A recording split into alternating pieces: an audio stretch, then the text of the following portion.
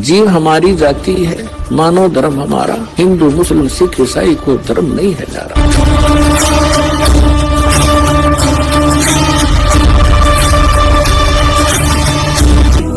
अब क्या बताते हैं कि नर नारायण देह पाकर तो फिर 84 जाही,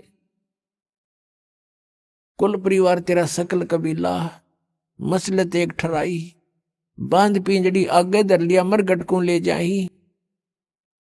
मृत्यु होते ही कुल के लोग इकट्ठे हो जाएंगे और उसी समय कहेंगे उठाओ इसको, उठाओ जल्दी करो। और उसी समय उठा के कहते बांध पिंजड़ी आगे धर लिया मरगट को ले जाई, और अग्नि लगा दिया जद लंबा फूक दिया उस ठाई।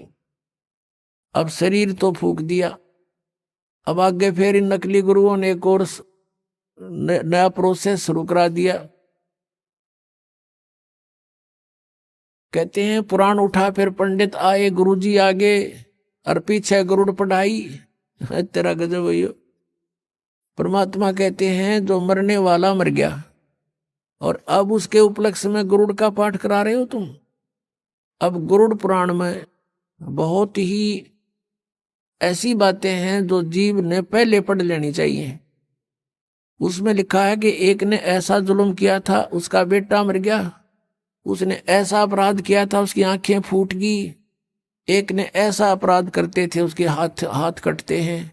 यम के दूत आते हैं, जो भक्ति नहीं करते, सच्ची भक्ति नहीं करते, उनको पकड़ कर ले जाते हैं, जो दान धर्म नहीं करते। और आगे क्या देखते हैं कि ऐसी गर्म जमीन के ऊपर से ले जाते हैं नंगे पैरों उसको। आगे जो शुभ कर्मी प्राणी है वो भंडारा छक रहे होते हैं, खीर खांड हलवे उनके लड्डू जलेबी खा रहे होते हैं। और वो कर्महीन प्राणी, भक्तिहीन प्राणी, दानहीन प्राणी वहां से जाता है और देखता है। उनको कहता है यम के दूतों से, भगवान के दूतों से कि भी मुझे भोजन करा दो, मुझे भूख लगी है। वो कहते हैं नहीं, तेरे शुभ कर्म नहीं है, चल तुझे भगवान के दरबार में पेश करके तुझे फिर कुटाई करेंगे तेरी। कहते हैं परमात्मा का कहने का उद्देश्य ये है कि वेद पुराण उठा फिर पंडित आगे पाछे गरुड़ पढ़ाई, कि उसको गरुड़ पुराण का पाठ पहले कराना चाहिए था, पहले सुनाना चाहिए था। वो बुराइयां बचता, डरता और शुभ कर्म कर जाता और उसकी दुर्गति ना होती। वो तो गधा बन गया और पाछे उसका गरुड़ पुराण का पाठ करा रहे। अब क्या फायदा मरने के बाद मुंह में घी डालने का। अब क्या बताते हैं कि पुराण उठा फिर पंडित आए, पीछे गरुड़ पढ़ाई। और फिर बताते हैं नर से तीतु पशुआ की जय गद्दा बैल बुनाई। ये 56 भोग कहा मन भौरे की तो कुरडी चढ़ने जाई।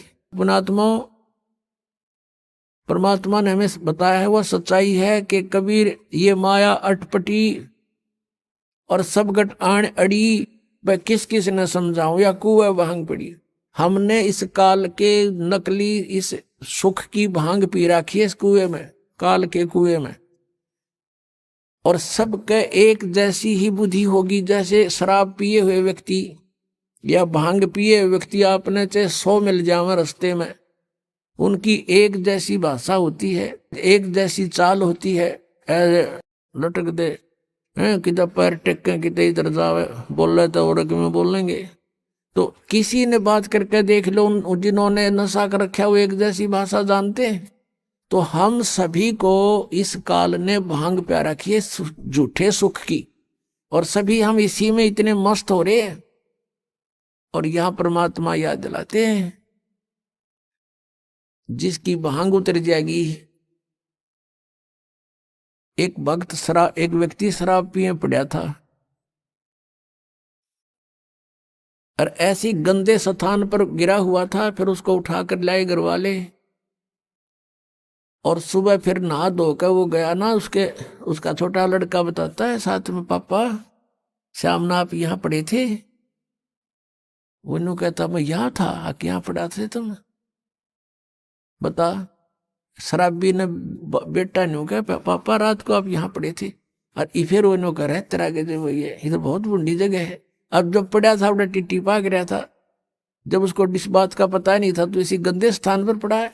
तो हम आज जिस स्थान में रह रहे हैं ये ऐसी स्थिति में रख रखे हमारे को। और जब यह भांग उतरेगी आपकी, आपका ताला बेली लाग जाएगी, अंतःकरण में उचाटी पैदा हो जाएगी। अब क्या है, इस काल ने तो हमारे को बुरी तरह फंसा रखा। पुण्यात्मा सचकर मान लेना, पहले तो दुख में पीड़ रखा, अब परमात्मा के दरबार में आओगे आपको सुख होगा, और सुख में फिर आपने सोचोगे ठीक काम चल रहा है, पहले थोड़े दिन में फिर भूल पड़ने लग जाएगी।